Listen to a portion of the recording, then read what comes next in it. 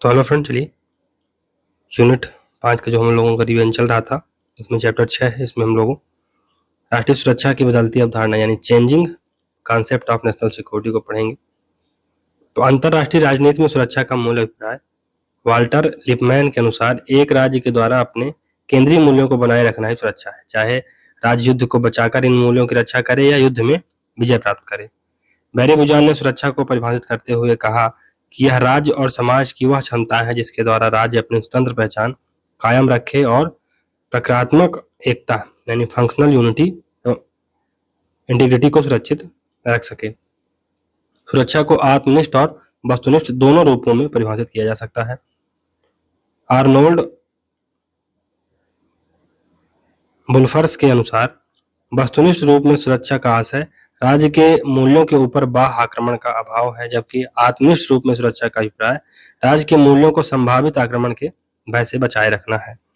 सुरक्षा का परंपरागत अर्थ, तो परंपरागत रूप में एक राज्य सुरक्षा के लिए सबसे बड़ा खतरा परंपरागत रूप में एक राज्य सुरक्षा के लिए सबसे बड़ा खतरा अन्य राज्यों को मानता है था।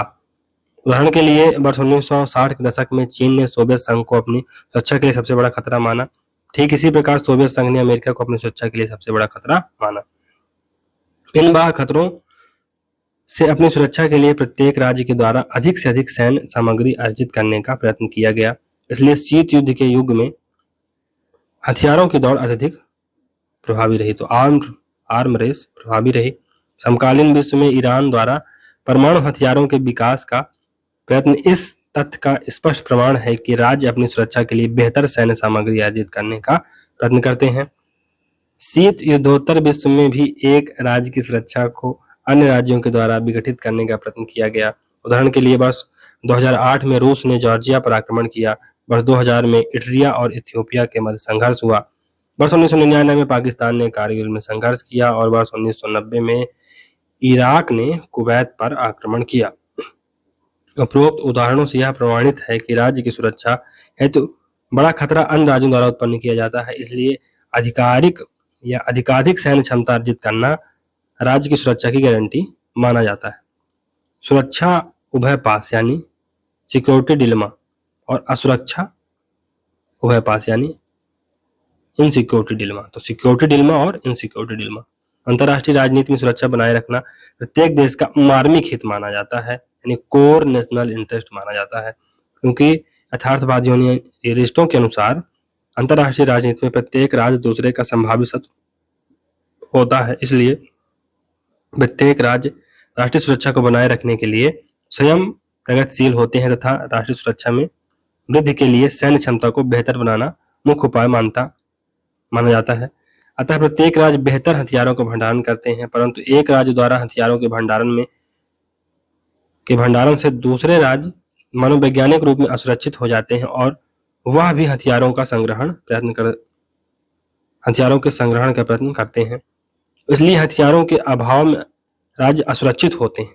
हथियारों के संग्रहण के बाद भी राज्य असुरक्षित बने रहते हैं, क्योंकि प्रत्येक राज्य हथियारों के संग्रहण के लिए प्रयत्नशील रहता है। इसे ही सुरक्षा उभयपाश या सिक्योरिटी डिलेमा कहा जाता है। अंतर्राष्ट्रीय राजनीति में प्रत्येक राज्य का उद्देश्य दोहरा होता है। पहला, अपनी सुरक्षा को बेहतर बनाना। दूसरा, अन्य राज्यों में उत्पन्न मनोवैज्ञानिक असुरक्षा की भावना को भी दूर करना। असुरक्षा उभयपाश यानी इनसिक्योरिटी डिलेमा क्या है? तो शीत युद्धोत्तर विश्व में सुरक्षा उभयपाश की बजाय यानी सिक्योरिटी डिलेमा की बजाय इनसिक्योरिटी डिलेमा प्रभावी होता प्रतीत हो रहा है, जिसके अंतर्गत राज्य की सुरक्षा के लिए उत्पन्न खतरा बाह्य न होकर आंतरिक है। उदाहरण के लिए वर्ष 1990 के पश्चात अनेक राज्य गृह युद्ध के शिकार हुए, जिनमें सोमालिया, रवांडा, अफगानिस्तान जैसे राज्य उल्लेखनीय हैं। वर्तमान विश्व में राज्यों की सुरक्षा का मूल खतरा आंतरिक है। उदाहरण के लिए पाकिस्तानी सुरक्षा को सबसे बड़ा खतरा पाकिस्तान में बढ़ रहे कट्टरपंथी तालिबानियों से है। सुरक्षा की आदर्शवादी अवधारणा, आइडियलिस्ट कॉन्सेप्ट ऑफ सिक्योरिटी, सामूहिक सुरक्षा यानी कलेक्टिव सिक्योरिटी का कॉन्सेप्ट है। तो वुड्रो विल्सन द्वारा इनका समर्थन किया गया। इनके अनुसार सामूहिक सुरक्षा का मूल आधार एक के लिए सभी तथा सभी के लिए एक है। तो one for all and all for one. Idealist के अनुसार, आइडियलिस्टों के अनुसार यानी आदर्शवादियों के अनुसार विश्व में सामूहिक सुरक्षा के द्वारा ही प्रभावी और दीर्घकालिक शांति स्थापित करना संभव। इनके अनुसार अंतर्राष्ट्रीय विवादों का समाधान सामूहिक दंड के भय के द्वारा किया जा सकता है तथा एक राष्ट्र पर दूसरे राष्ट्र का आक्रमण पूरे विश्व की शांति और सुरक्षा पर आक्रमण माना जाएगा। जॉर्ज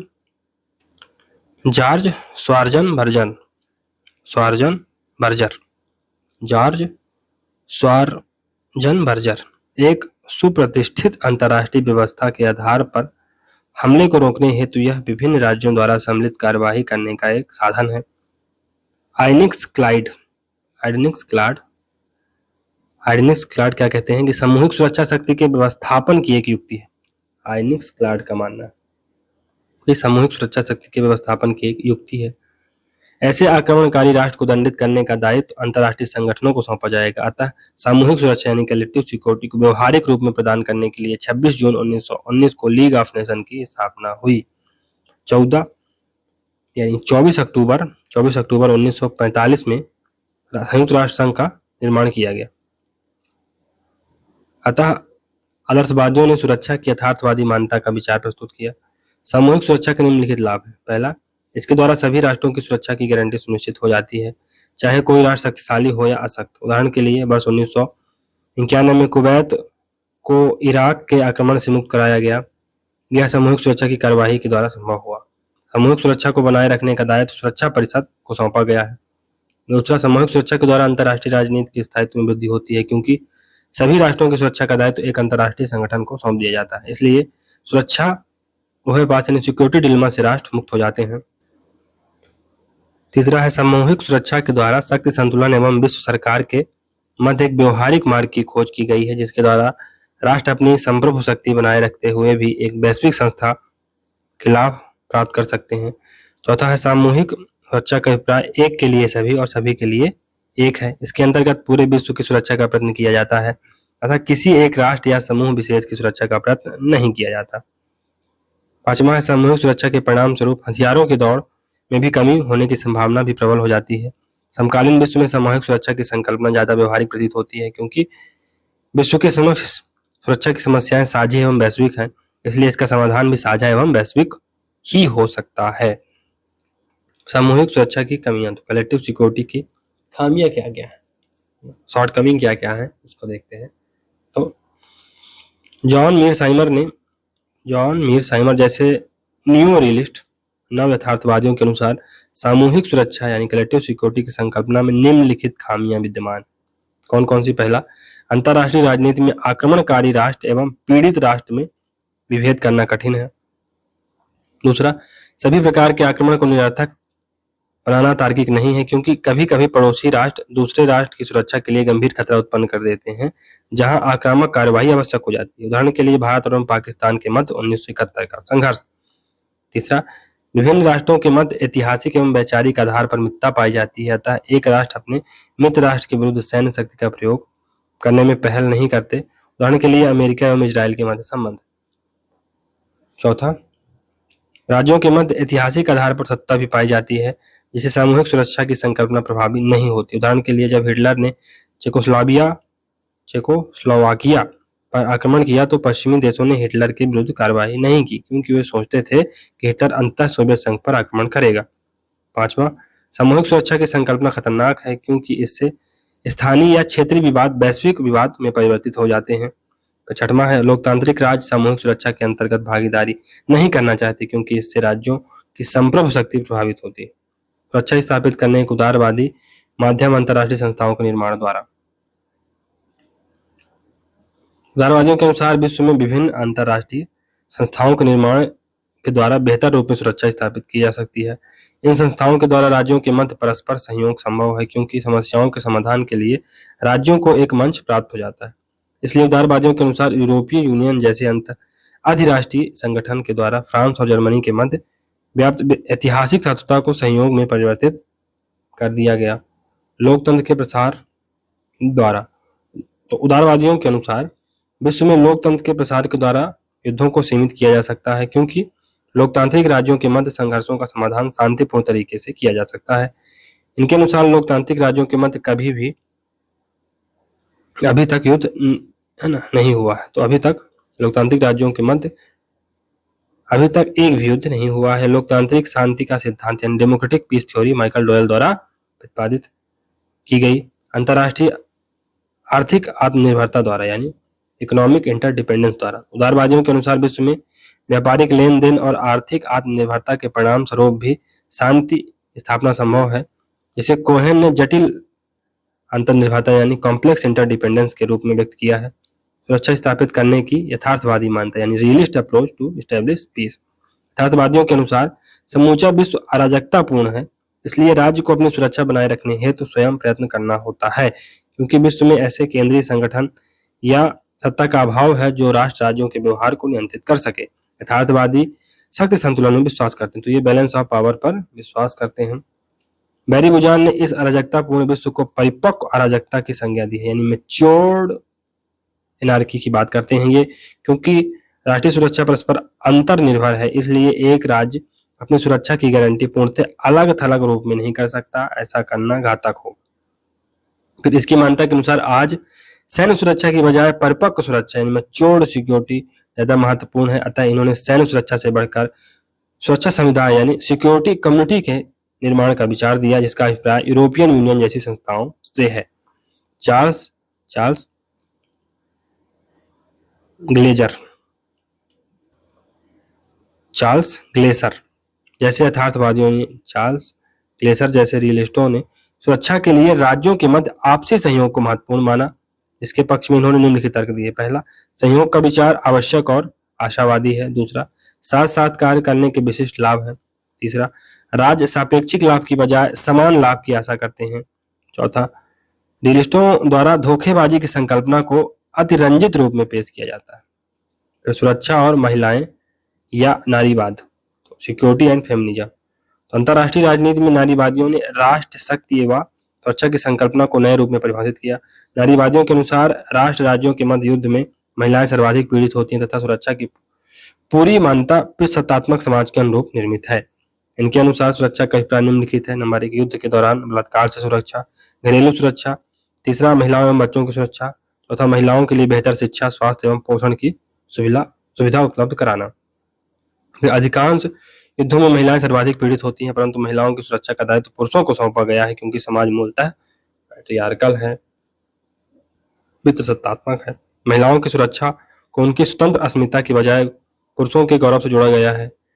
इसके अनुसार बहादुर पुरुषों का यह दायित्व है कि वे राष्ट्र रूपी मां की रक्षा करें। अतः अंतरराष्ट्रीय राजनीति में राष्ट्र को मां के रूप में चित्रित किया गया। जो रेडिकल फेमिनिस्ट हैं ने रियलिस्टों का खंडन किया है और उनका मानना है कि राष्ट्र की सैन्य शक्ति में वृद्धि राष्ट्र की सुरक्षा की बजाय महिलाओं पर आधिपत्य स्थापित करने के लिए भी की जाती है। तो इनका मतलब यही है कि इसी तरह से महिलाओं को सेंटर में लाना है, स्टेट कुछ भी करे महिलाओं को दबाने के लिए ही कर रहा है। थोड़ा सा ये महत्वपूर्ण। चलिए, इन लोगों ने यह भी माना है कि अंतरराष्ट्रीय राजनीति में संघर्ष का मूल कारण पुरुषों द्वारा शासन सत्ता पर स्थापित नियंत्रण है। उदारवादी नारीवादियों ने राष्ट्र की सुरक्षा और शक्ति के लिए महिलाओं की प्रत्येक क्षेत्र में सहभागिता बढ़ाने पर बल दिया। इनके अनुसार महिलाओं का प्रतिनिधित्व राजनीति, प्रशासन एवं सैन्य व्यवस्था में भी समान रूप में होना चाहिए, क्योंकि महिलाएं इन सभी कार्यों को करने में कुशल हैं जिन कार्यों को पुरुष कर सकते हैं। तो महिलाएं उन सभी कार्य करने में कुशल हैं जो पुरुष कर सकते हैं। महिलाओं की सहभागिता से राष्ट्र की क्षमता में वृद्धि होगी एवं राज्य ज्यादा शक्तिशाली होगा। इसलिए समकालीन विश्व में महिलाओं के विकास एवं सशक्तिकरण पर प्रभावी बल दिया जा रहा है, क्योंकि पर्यावरणीय समस्याएं, जनसंख्या नियंत्रण एवं अन्य सामाजिक समस्याओं को हल करने में महिलाओं की भूमिका केंद्रीय है। फिर नारीवादी विचारक एनजे टिकनर ने मार्गेंथेउ के यथार्थवादी 6 सिद्धांतों की कड़ी आलोचना की। इनके जवाब में 6 नए सिद्धांतों का निर्माण किया, जिनके अनुसार उन्हें मानव स्वभाव को अच्छा माना। उनके अनुसार संघर्ष करना पुरुषों का स्वभाव है, महिलाओं का नहीं। इन्होंने अंतरराष्ट्रीय राजनीति में नैतिकता को बढ़ावा देने का समर्थन किया। इनकी प्रमुख रचना कौन कौन सी है? तो इसमें है gender in international relation 1992, Morgenthau's principle of political realism 1947। शीत युद्धोत्तर विश्व में सुरक्षा का अर्थ। तो शीत युद्धोत्तर विश्व में सुरक्षा का अर्थ अत्यधिक व्यापक हो चुका है, इसलिए सुरक्षा का परंपरागत अर्थ आंशिक और अपूर्ण प्रतीत होता है। वर्तमान विश्व में सुरक्षा का खतरा मूलतः आंतरिक है। सर्बिया के पूर्व राष्ट्रपति स्लोबोदान मिलोसेविच ने अल्बानियाई लोगों का नरसंहार किया। शीत युद्धोत्तर विश्व में लगभग 90% संघर्ष राज्यों के आंतरिक गृहयुद्ध के परिणाम है। उदाहरण के लिए अफगानिस्तान, अंगोला, पूर्वी Yugoslavia, Georgia, Haiti, Liberia, Rwanda, Sierra Leone, फिर सोमालिया और श्रीलंका जैसे देश गृहयुद्ध से बुरी तरह प्रभावित हुए। अलेक्जेंडर बेंट ने सुरक्षा के नवीन अर्थ को परिभाषित करते हुए कहा कि सुरक्षा की संकल्पना मूलतः समाज केंद्रित होती है, जिसे रचनात्मक सिद्धांत यानी कंस्ट्रक्टिविस्ट या कंस्ट्रक्टिव थ्योरी भी कहा जाता है। इनके अनुसार अंतर्राष्ट्रीय राजनीति की प्रकृति भौतिक नहीं अपितु सामाजिक होती है। इसलिए सुरक्षा की खोज सामाजिक संबंधों में होनी चाहिए तथा सामाजिक संरचना के द्वारा सामाजिक सहयोग को बढ़ावा दिया जाना चाहिए। संप्रति भूमंडलीकरण के युग में दो विरोधाभासी प्रवृत्तियां उत्पन्न हो रही हैं। एक ओर राष्ट्र राज्यों की परस्पर आत्मनिर्भरता में वृद्धि हो रही है, तो दूसरी ओर विश्व में नजातीय संघर्ष उभर रहे हैं तथा धार्मिक कट्टरता में वृद्धि हो रही है। इस युग में एक राज्य को दूसरे राज्य से सुरक्षा खतरा नहीं है, बल्कि आज प्रत्येक राज्य को राज्येतर कर्ताओं यानी नॉन स्टेट एक्टर से खतरा है, जिसमें अल-कायदा, लश्कर-ए-तैयबा जैसे आतंकवादी संगठन संपूर्ण विश्व की सुरक्षा के लिए गंभीर खतरा उत्पन्न कर रहे हैं। इसलिए समकालीन युग में सुरक्षा खतरे के मूलतः असैन्य एवं गैर सैन्य है। तो समकालीन युग में सुरक्षा के खतरे मूलतः असैन्य और गैर सैन्य है। वर्तमान परिप्रेक्ष्य में सुरक्षा का व्यापक अभिप्राय निम्नलिखित है। पहला, आर्थिक और वित्तीय अस्थायित्व जो समकालीन आर्थिक मंदी के युग में और प्रभावी हो गया है। दूसरा, ऊर्जा सुरक्षा।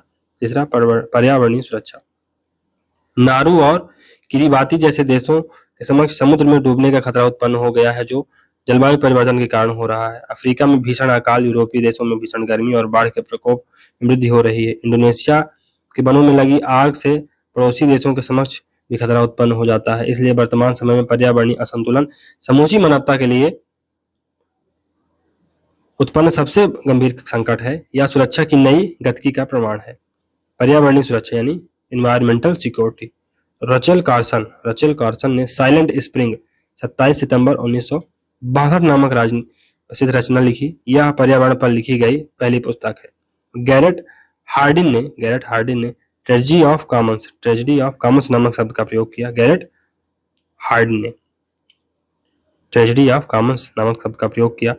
पॉल आर इरलिच ने द पॉपुलेशन बॉम्ब 1968 नामक प्रसिद्ध रचना लिखी। सतत विकास शब्द रटलैंड रिपोर्ट के द्वारा अत्यधिक लोकप्रिय हुआ। इस रिपोर्ट का विषय आवर कॉमन फ्यूचर था। नॉर्वे के वैज्ञानिक आर्नेनॉस ने गहन या गहरी परिस्थिति यानी डीप इकोलॉजी शब्द का प्रयोग किया तथा उन्होंने इसे सतही परिस्थितिकी से अलग किया, तो सैलो इकोलॉजी से इसे अलग किया और डीप इकोलॉजी शब्द का प्रयोग किया नॉर्वे के वैज्ञानिक आर्नेनॉस ने। गहरी परिस्थिति का आशय है कि मानव जीवन शैली में परिवर्तन होना चाहिए और प्रकृति के संसाधन मानव के उपयोग मात्र के लिए नहीं बल्कि इसका स्वतंत्र महत्व है। प्रकृति से आवश्यकता के अनुसार चीजें प्राप्त करनी चाहिए। इसका अत्यधिक दोहन पर्यावरण के लिए विनाशकारी है। संयुक्त राष्ट्र संघ का पर्यावरण सुरक्षा में योगदान। पर्यावरण संरक्षण के लिए संयुक्त राष्ट्र संघ का पहला सम्मेलन 1972 में स्टॉकहोम में हुआ। 1987 में मॉन्ट्रियल प्रोटोकॉल पर हस्ताक्षर हुए, जिसके द्वारा ओजोन परत को संरक्षित करने के लिए समझौता हुआ।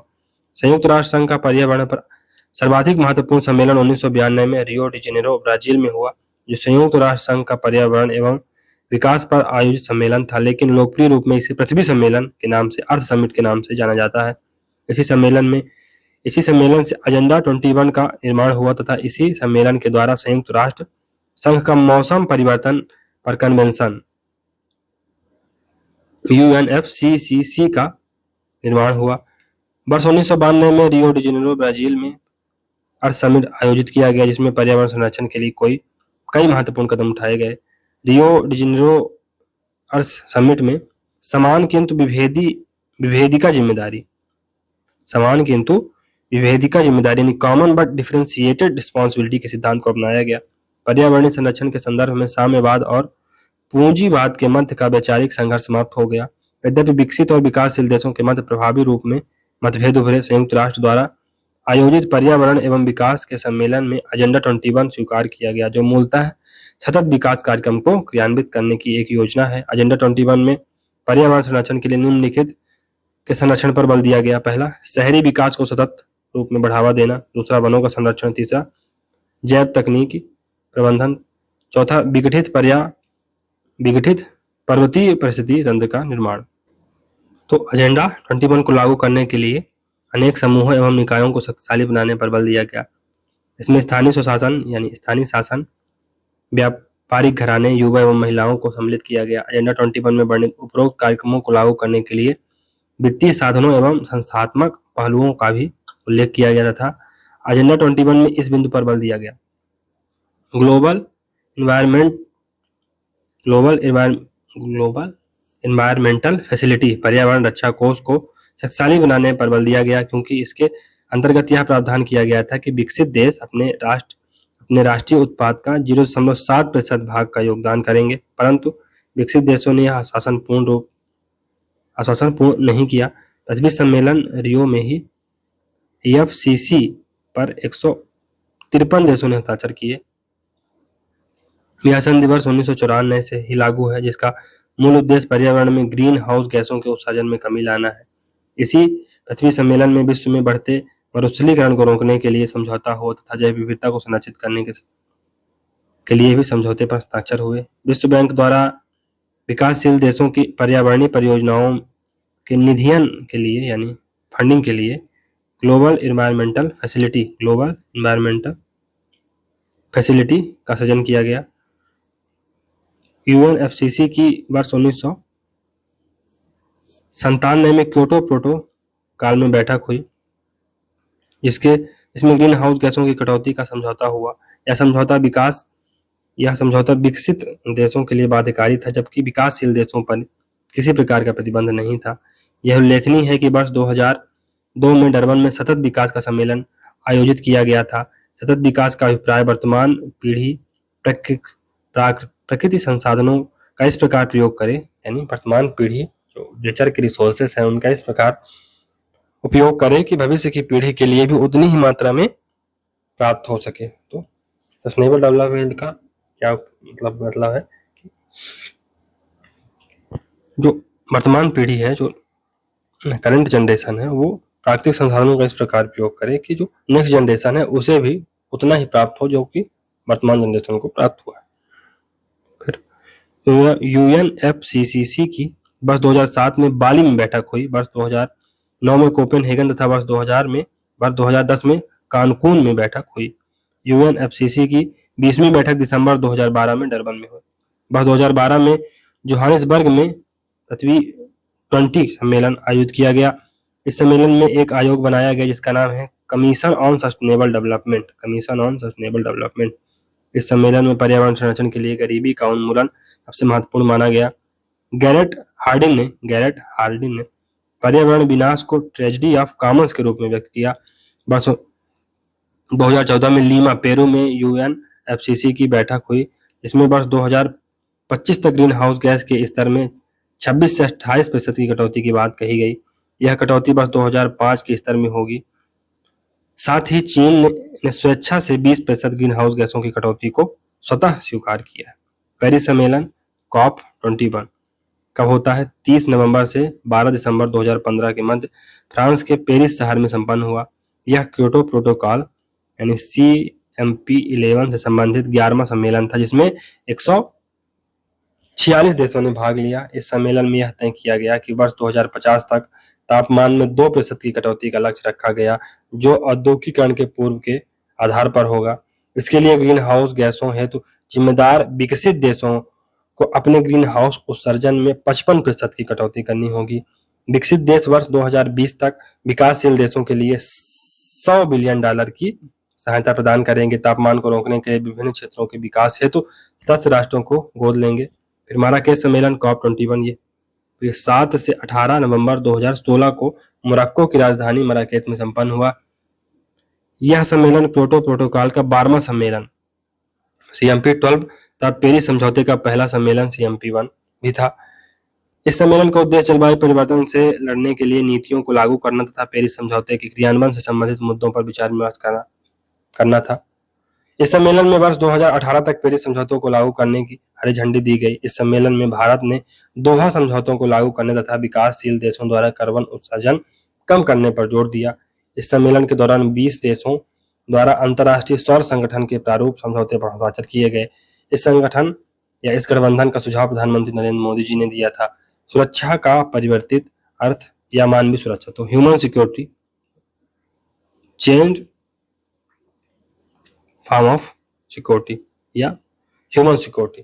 तो आलोचनात्मक सिद्धांतकारों के अनुसार यानी क्रिटिकल थ्योरिस्टों के अनुसार सुरक्षा का अभिप्राय राज्य की भौगोलिक सीमा की सुरक्षा करना मात्र नहीं है, बल्कि सुरक्षा का मूल अर्थ मानवीय विकास और मानवीय उत्थान है।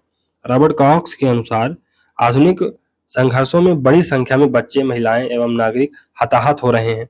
अनेक आतंकवादी संगठनों द्वारा बच्चों को बाध्यकारी रूप में अपनी सेना में भर्ती किया जा रहा है।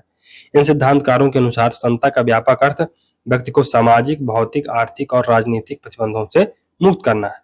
इनके अनुसार भूमंडलीकरण से सभी राष्ट्रों को समान लाभ प्राप्त नहीं हो रहे हैं। विकासशील देशों पर तुलनात्मक रूप से इसका कुप्रभाव पड़ रहा है। वर्तमान आर्थिक मंदी के परिणाम स्वरूप विकासशील देशों की अर्थव्यवस्थाएं बुरी तरह प्रभावित हो रही हैं।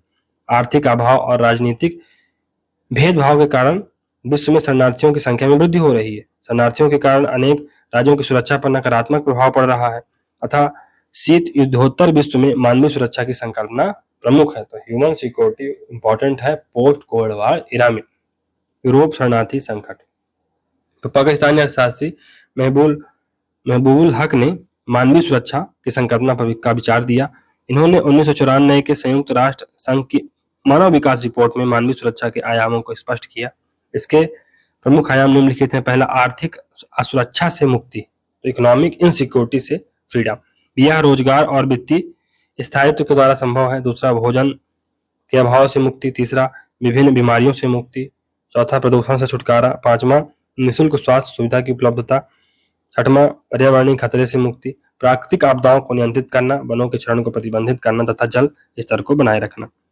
सातवां, व्यक्तिगत खतरों से मुक्ति, तो हिंसक अपराधों, नशीली दवाओं के व्यापार पर प्रतिबंध, बच्चों तथा महिलाओं के अवैध दुर्व्यापार को रोकना। फिर सातवां है सामुदायिक सुरक्षा, परिवार को बनाए रखना, भाषा एवं संस्कृति का संरक्षण तथा निजातीय सफाएं और मानव नरसंहारों का पर प्रतिबंध। फिर राजनीतिक सुरक्षा, पॉलिटिकल सिक्योरिटी, तो इसमें मानवाधिकारों के उल्लंघन पर प्रतिबंध तथा निरंकुश सरकारों पर प्रतिबंध। अतः महबूबुल हक के अनुसार मानवीय सुरक्षा हेतु निम्नलिखित उपाय आवश्यक हैं। पहला, विकास एंड डेवलपमेंट, तो लोगों को अवसर की समानता, भूमि वितरण, सामाजिक सुरक्षा, रोजगार में वृद्धि तथा न्यूनतम जीवन स्तर प्राप्त करने में सहायता करना।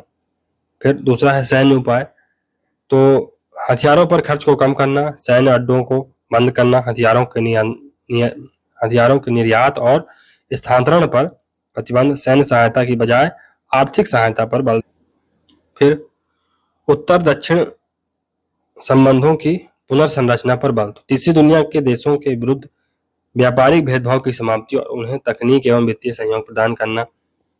नेक्स्ट है संस्थागत उपाय, तो इंस्टीट्यूशनल उपाय क्या हो सकते हैं। तो अंतर्राष्ट्रीय मुद्रा कोष, विश्व बैंक और संयुक्त राष्ट्र संघ द्वारा मानवीय विकास को महत्व देना। फिर नेक्स्ट है कि वैश्विक नागरिक समाज का निर्माण, तो ग्लोबल सिविल सोसाइटी का निर्माण किया जाना चाहिए। अधिनायकवादी शासन प्रणाली की बजाय लोकतांत्रिक शासन प्रणाली को बढ़ावा दिया जाना चाहिए तथा आम लोगों के मत परस्पर आदान प्रदान में वृद्धि हो। साइबर अपराध, तो कंप्यूटर एवं इंटरनेट को सूचना प्रौद्योगिकी की सबसे बड़ी देन कहा जाता है। इन दिनों सभी क्षेत्र प्रायः कंप्यूटर एवं इंटरनेट के माध्यम से संचालित हो रहे हैं, किंतु यह दुर्भाग्य है कि आपराधिक प्रवृत्ति के व्यक्ति इन शक्तिशाली माध्यमों का अनैतिक कार्यों और विद्वेषपूर्ण भावना से उपयोग कर रहे हैं।